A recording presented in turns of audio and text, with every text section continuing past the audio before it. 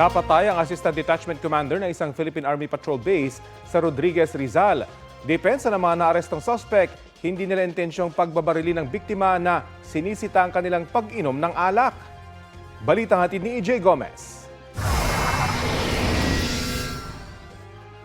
Nakabulagta sa may batuhan ang isang lalaki nang matagpuan ng mga otoridad sa patrol base makahingalan ng Philippine Army sa Barangay Puray, Rodriguez, Rizal madaling araw kahapon.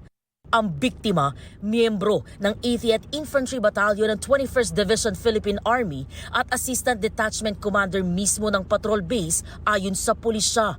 Nasawi ang 35 anyos na biktima matapos siyang pagbabarilin umano ng 3 miyembro ng Citizen Armed Force Geographical Unit Active Auxiliary o CAA.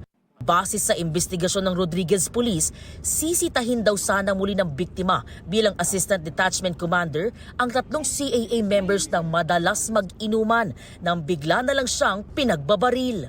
Bago niya sitahin, pinaputukan na po siya ng ng issued firearms ng suspect.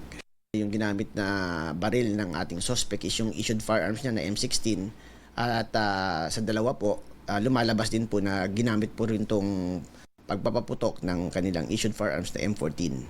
Marami hong tama ng bala. So halos buong magazine.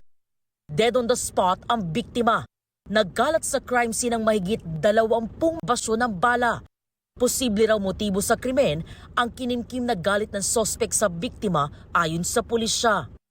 May mga insidente po na sinita po ng Assistant Detachment Commander yung suspect mga nakailang araw at syempre dinisiplina, binigyan po ng punishment as part of the infraction na ginawa nung KAA. Yun po, nagkaroon po na kinimkim po siguro yung yung pagdidisiplina sa kanya, sama ng loob at nagkaroon po ng pagkakataon dahil yun din po base sa investigasyon lumalabas na under the influence of liquor po yung mga yung suspect. So yun, binaril po yung yung biktima. Mismong mga kabaro raw ng mga suspect ang saksi at nag-report sa pulisya ng insidente. Nadatnan ng mga rumesponding pulis ang mga tulog at nakainom na suspect sa kanilang kubo. Inaresto ang 27 anyos na bumaril sa sundalo, pati ang 2 kasama raw niya sa pamamaril. Nakumpiska sa kanila ang mga ginamit na baril kabilang ang M16 rifle. Ayon kay alias Spree, nakainom din umano ang kanilang commander nang lapitan sila para sitahin sa inuman. Di man sana yun sinasadya, ma'am. Ang gusto niya rin kasi mangyari, ma'am, ipaalam sa kanya yung pag-iinom. Lasing din siyang nagsabi.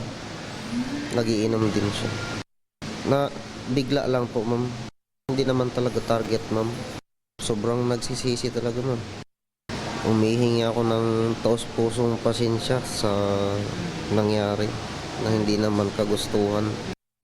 Ang 2 namang kasama niya na aminadong nagpaputok din ng baril, sinabing hindi nila tinarget ang biktima. Kasi kala namin hinaras yung kampo, kaya kami nagpaputok. Pinaputokan niyo po ba yung ating commander? Hindi po. Ano po yung hindi po? Doon lang kami sa kubo namin eh. Hindi man doon sa tao yung namin na pinatamaan. Akala ko may kalaban po, kaya nagpaputok ako.